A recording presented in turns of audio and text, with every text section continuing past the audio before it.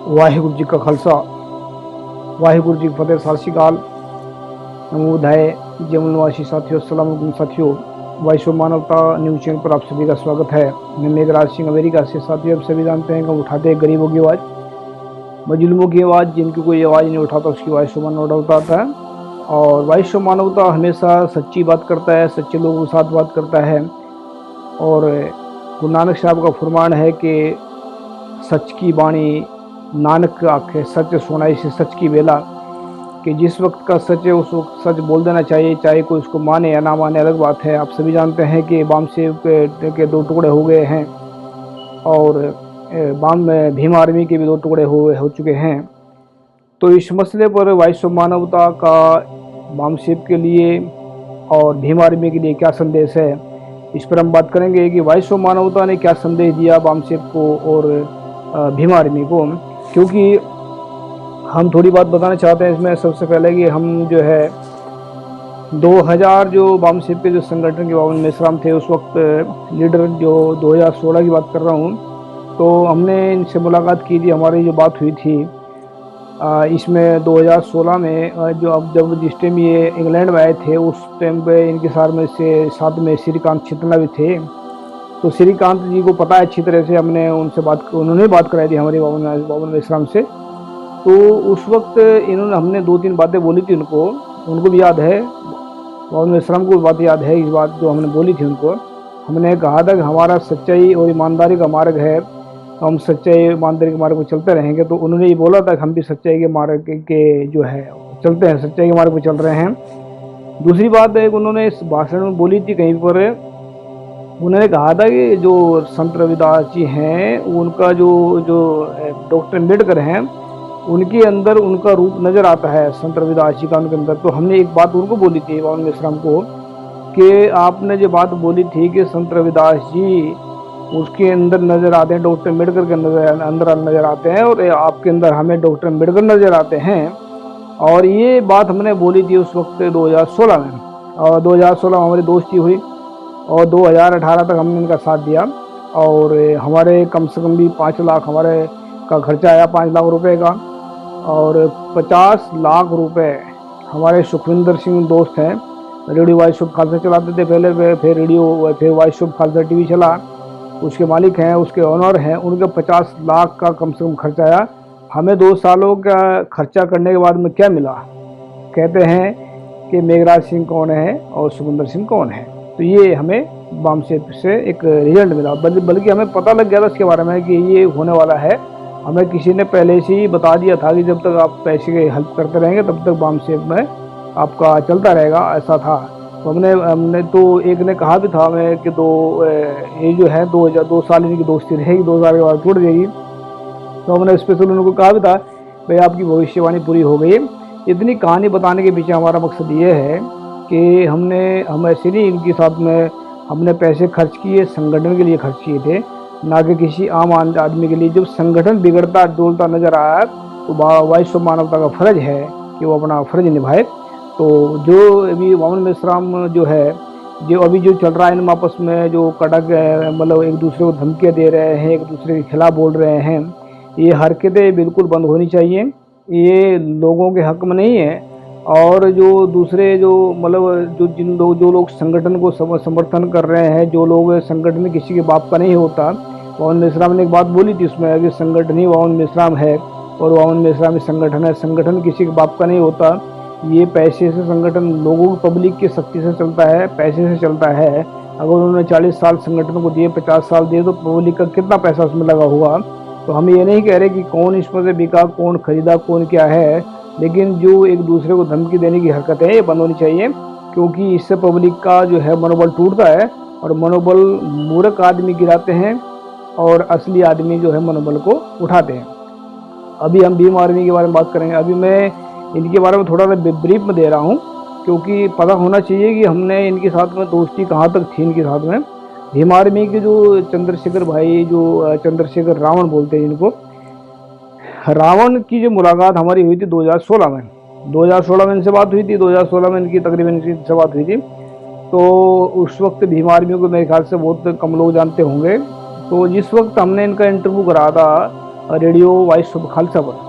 और radio voice of Khalsa पर सुखविंदर सिंह ने उनका इंटरव्यू लिया था। हमारे दोस्त जो Sukhwinder Singh radio voice of Khalsa चलाते थे, तो उस वक्त से भीम आर्मी को हम जानते हैं और भीम आर्मी के चंद्रशेखर भाई को भी, चंद्रशेखर को पता है हमारा भाई, हम उनके कहते थे पहले। लेकिन क्या है कि जब कहीं गड़बड़ हो जाता है, कई चीज़ें, भाई तो अब भी है, ऐसा नहीं, मैं भाई वामन मिश्रा को भाई बोलता था पहले।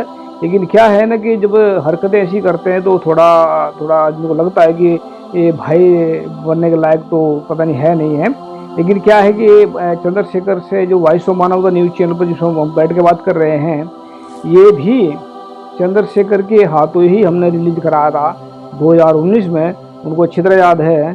और चंद्रशेखर को जानना लोगों के लिए हो सकता है, इसको बहुत सारे लोग जानते हैं, लेकिन महत्वपूर्ण ये है कि चंद्रशेखर किन किन को जानता है।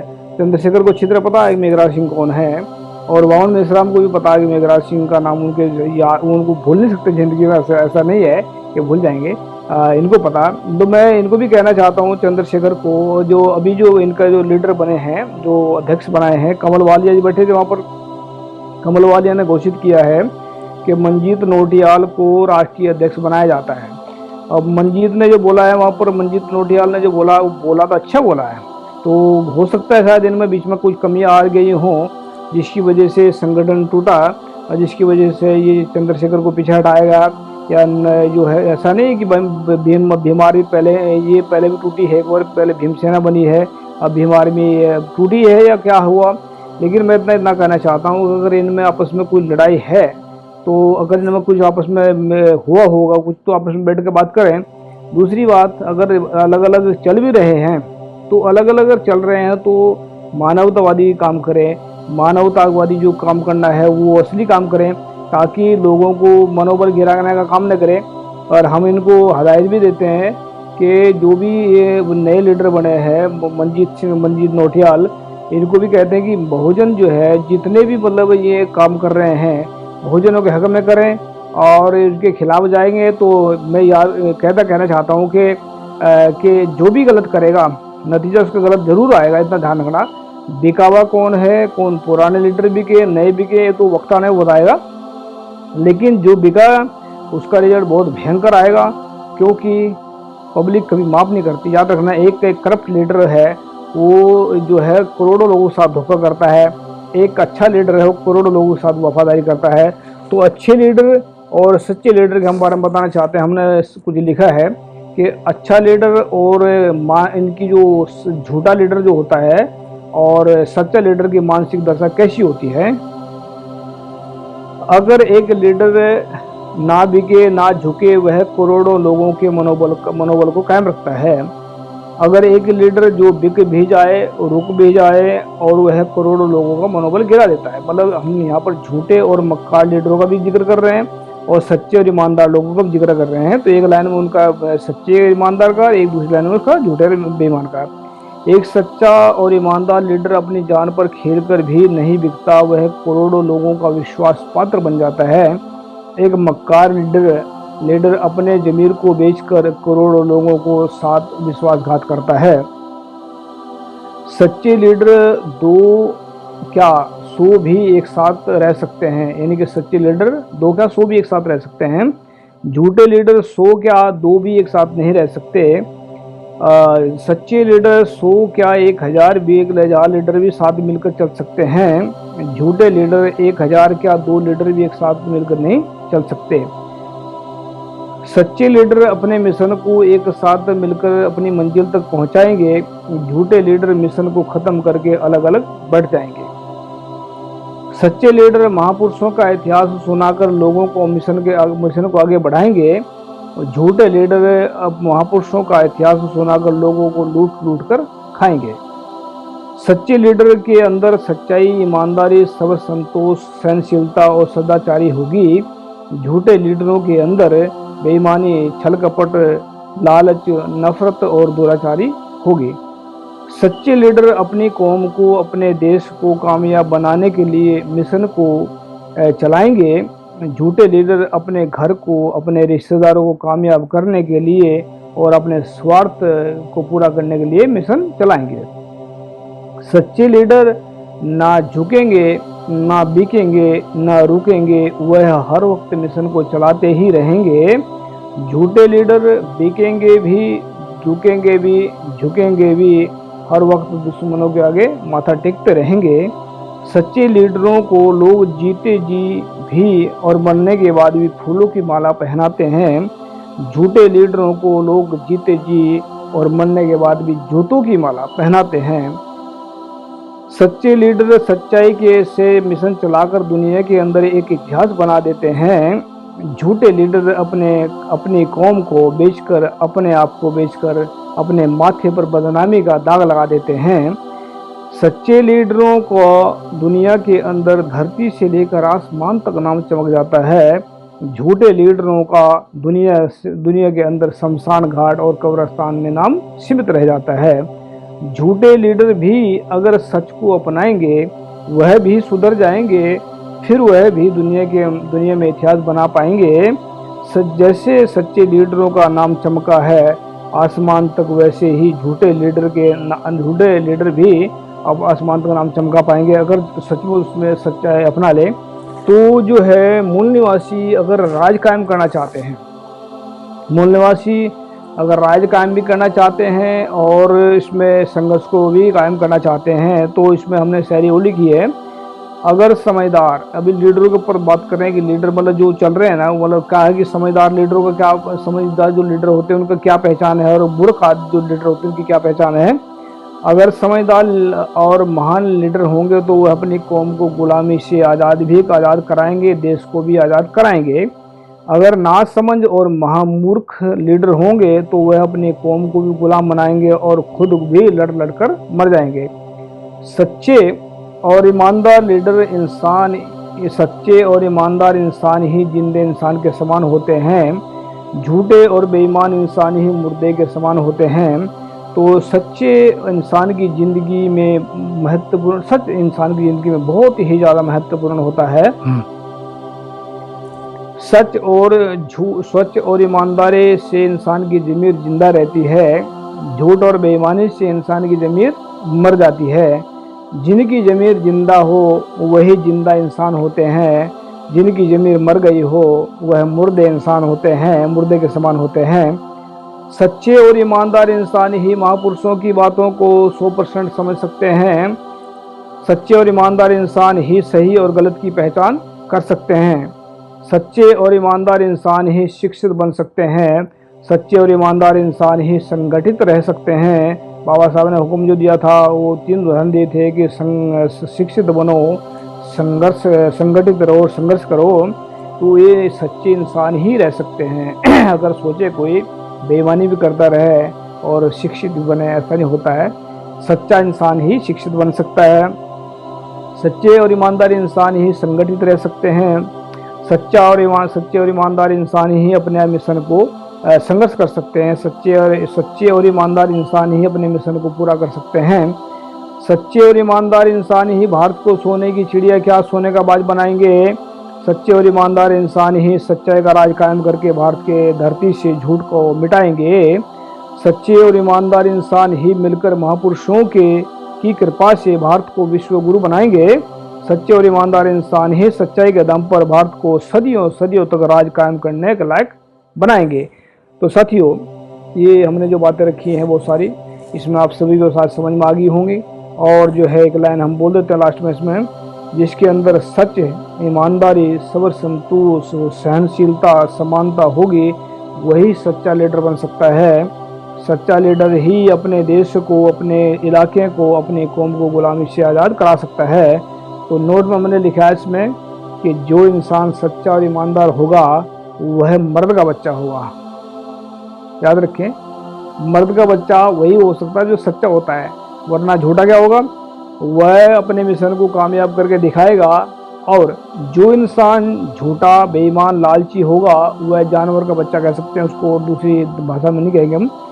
बच्चा होगा जो मिशन को फेल करेगा। असली मर्द होता है वह जो मिशन को कामयाब करके दिखाता है।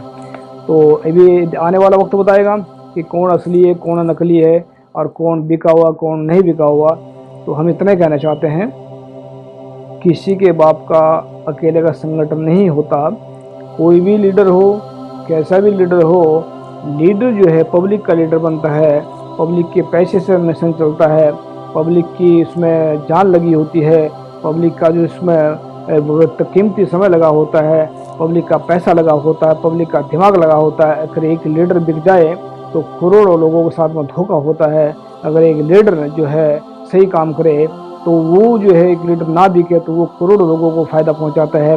तो मैं उम्मीद करता हूं कि चाहे संगठन के 2 नहीं 4 टुकड़े भी हो जाएं, फिर भी मिशन के लिए काम करते रहेंगे, फिर भी सच्चाई और ईमानदारी से काम करते रहेंगे। अगर मिशन को कामयाब करना चाहते हैं तो सच्चाई और ईमानदारी को अपनाएं और मिशन को कामयाब करके दिखाएं। अगर मर्द के बच्चे हैं तो याद रखें इस बात को, पब्लिक गद्दारों को छोड़ेगी नहीं। पब्लिक का नुकसान करेंगे तो पब्लिक एक दिन सजा जरूर देगी। पब्लिक का फायदा करेंगे तो पब्लिक तो आपको पता है, आपको कितने सिर में बैठा देते हैं पब्लिक और प्यार देती है। तो वॉइस ऑफ मानवता का संदेश एक ही है कि मिल करके चलो, आगे बढ़ो, अपने मिशन को कामयाब बनाओ। और जो है जिस किसी को ये लग रहा है कि हम ऐसे बोल रहे हैं फालतू में बैठे, तो वो काम इसके बामसेब के लीडर भी आकर विचार चर्चा कर सकते हैं, भीम आर्मी के लोग भी आकर के विचार चर्चा कर सकते हैं। याद रखें, सबकी लड़ाई, जितने भी संगठन बने भारत में, सबका मिशन एक ही है, पूंजीवाद से, मनुवाद से, जातिवाद से आज़ादी। सबका जब संगठन का जब सबका मकसद एक है तो फिर अलग अलग क्यों लड़ रहे हैं? एक साथ हो करके लड़ें ताकि हजारों साल तक की जो गुलामी है वो ख़त्म हो जाए। और मैं उम्मीद करता हूँ ये जितने संगठन हैं वो एक डॉक्यूमेंट तैयार करें, सबके सब उसके ऊपर साइन करके उसको लागू करें। हम सारे इतने संगठन मिल करके आज़ादी के लिए लड़ाई लड़ेंगे। तो आज़ादी जिसको आप 100 साल में नहीं पा पाए, जिसको मतलब 70 साल के अंदर नहीं पाई है, वो आप 7 दिन के अंदर पा सकते हैं या 7 महीने के अंदर पा सकते हैं। सिर्फ हिम्मत और सच्चाई और ईमानदारी ही एक ऐसी जो है संदेश है जो पूरे विश्व को क्या, पूरे भारत को क्या, पूरे मूल निवासियों को एक कर पाएगा और पूरे मूल निवासियों को क्या, पूरे विश्व को एक कर पाएगा। सच्चाई और ईमानदारी पे चलें और अपना यही 22 मानवता का संदेश है। दोनों को, वामसिक को भी और संगठन को भी, अपने पब्लिक का, अपने लोगों का वक्त खराब ना करें, सही दिशा में उनको संदेश दें। किसी को लीडर को धमकी देने की जरूरत नहीं है। किसी को अपना जो काम जितना कर रहा है वो तो पब्लिक देखे, पब्लिक किसको बख्शेगी कि नहीं बख्शेगी, लेकिन पब्लिक को भी सच्चा लीडर पहचानना जरूरी है। पब्लिक के अंदर अगर सच्चाई और ईमानदारी होगी तभी वो सच्चे लीडर को पहचान सकती है। अगर पब्लिक के अंदर सच्चाई और ईमानदारी नहीं है तो पब्लिक को लीडर नहीं पहचान पाएगी, वो सिर्फ अंध बन करके पीछे लगी रहेगी। तो पब्लिक भी सच्चाई और ईमानदारी को अपनाए और अपने लीडर को पहचान करे और कामयाब बने। थैंक यू सबका। सत श्री अकाल। वाहिगुरू जी का खालसा, मिलते हैं नेक्स्ट एपिसोड में। वाहिगुरू जी।